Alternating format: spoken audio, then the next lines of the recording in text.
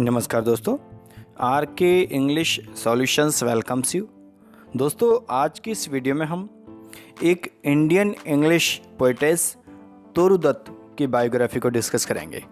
अगर आप English literature से रिलेटेड किसी भी कॉम्पिटिटिव एग्जाम की तैयारी कर रहे हैं तो ये वीडियो आपके लिए बहुत ही हेल्पफुल होगी। तो चलिए शुरू करते हैं। Toru Dutt was one of the most talented Indian English writers.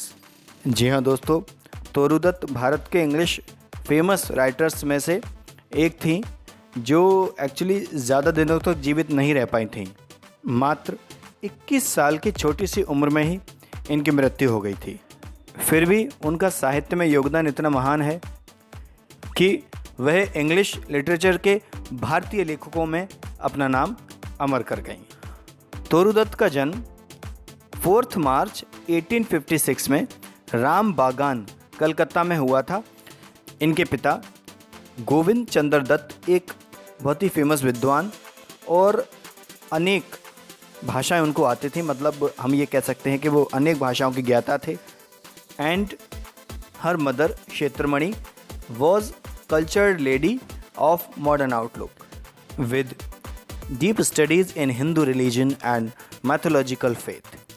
I mean to say इनकी माँ क्षेत्रमणि एक सुसंस्कृत महिला थी जो आधुनिक विचारधारा को मानने वाली, हिंदू धर्म तथा पौराणिक कथाओं पर गहरा ज्ञान रखने वाली महिला थी। It was her direct influence on Toru Dutt that she look so great interest in ancient ballads and legends of India. I mean to say इसी का परिणाम था कि तोरू दत्त की प्राचीन कथाओं और भारतीय पारंपरिक कथाओं में गहरी रुचि थी। फैमिली का मॉडर्न आउटलुक उस समय क्लियर होता है जब दत्त परिवार 1862 में क्रिश्चियन धर्म को अपना लेता है। अगर आप कभी कोई दूसरा धर्म अपना लेते तो थोड़ी सी परेशानी आपको उठानी पड़ती हैं। इसी तरीके से इनके परिवार को भी पहले थोड़ी सी परेशानी उठानी पड़ी जब इन्होंने क्रिश्चियन धर्म अपना लिया, लेकिन बाद में सब कुछ ठीक हो गया। इनके परिवार को एक असहनीय बहुत बड़ा धक्का तब लगा जब इनके भाई अब्जू की मृत्यु 1865 में अचानक हो गई थी। तोरू और उसकी बहन अरू ने अपने दुख से निजात पाने के लिए अपने आप को पूरी तरह से मिल्टन के पैराडाइज लॉस्ट के अध्ययन में रमा लिया था। मतलब एक्चुअली उनके भाई की मृत्यु हो गई थी, ओबियसली किसी को भी बहुत बुरा लगेगा ये सदमा कि अचानक किसी के भाई की मृत्यु हो जाए। तो तोरू ने और उनकी बहन अरू ने मिल्टन की पैराडाइज लॉस्ट पढ़ने में व्यस्त कर दिया था, बिल्कुल बिजी हो गई थी।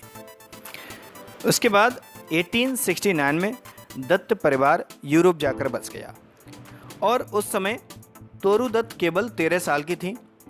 उसने फ्रेंच कविताओं का इंग्लिश में अनुवाद करना शुरू कर दिया था और फिर इसी के एक साल बाद मतलब 1870 में तोरू दत्त और उनका परिवार लंदन चले गए। तो तोरू और उसकी बहन अरू को उस समय तक फ्रेंच और इंग्लिश लैंग्वेज की अच्छी जानकारी हो चुकी थी और 1871 में तोरू ने कैम्ब्रिज यूनिवर्सिटी में एडमिशन ले लिया और यहीं इनकी मुलाकात मैरी मार्टिन नाम की लेडी से हुई और ये इनके पूरे जीवन भर दोस्त बनी रही थी। कोई भी दोस्तों अगर अपने वतन अपने घर से बाहर चला जाए तो उसे अपने घर अपने वतन की याद आती ही है। तो इसी तरह तोरू के परिवार के मन में भी अपने घर वापसी यानी अपने वतन आने की वापसी की मन में इच्छा जागने लगी। तो 1873 में वे सब भारत आ गए और अपने पुराने स्थान राम बागान कलकत्ता में आकर रहने लगे। लेकिन तोरू और उनकी बहन अरू दोनों ही पढ़ने में लीन रहती थी, अपना अध्ययन करती रहती थी। तोरू के जीवन में दूसरा आघात तब लगा जब उसकी छोटी बहन अरू मात्र 20 साल की उम्र में ही मौत के मुंह में दोस्तों समा गई। ये तोरू दत्त के लिए बहुत बड़ा धक्का था कि 20 साल की छोटी सी उम्र में इनकी बहन जो है ख़त्म हो गई, एक्सपायर हो गई थी। तो तोरू और उनकी बहन अरू ने बहुत सी फ्रेंच पोएम्स का इंग्लिश में ट्रांसलेट किया था। तो तोरू ने अपने बहन का नाम अमर बनाने के लिए उन सभी पोएम्स को पब्लिश भी करवाया था। इसके बाद क्या हुआ, 1875 में तोरू ने संस्कृत का अध्ययन करना शुरू कर दिया था। Sanskrit literature thrilled her soul strongly enough to inspire her for the composition of the poems on themes from the ancient literature. I mean to say, Sanskrit साहित्य ने उनके अंतर्मन को इतना ज़्यादा झकझोर दिया कि वह भारतीय प्राचीन साहित्य से प्रेरित होकर उन्हीं की कथाओं को केंद्र बिंदु बनाकर कविताएं लिखने लगी थीं। हम सभी जानते हैं दोस्तों, साहित्य तो अनंत था और समय भी आगे भागा जा रहा था। तो 1877 में इनकी डेथ हो गई और इनका एक कलेक्टेड वर्क एंशिएंट बैलेड्स और लेजेंड ऑफ हिंदुस्तान ये 1882 में इनकी मृत्यु के बाद पब्लिश कराया गया था। My dear students, ancient ballads and legend of Hindustan is divided into 2 parts. मतलब इनका जो वर्क है ancient of ballad and legend of Hindustan, इनको 2 भागों में बांटा गया था। The first part consist of ballads and legends like Savitri, Lakshman, Jogadhya Uma, Dhruva and Prahlad. और इसका जो सेकंड पार्ट है उसमें केवल 7 पोएम्स हैं। उनमें से कुछ पोएम्स के नाम्स मैं आपको बता देता हूँ, जैसे near Hastings, Baugmaree, the lotus, our casuarina tree and Sita.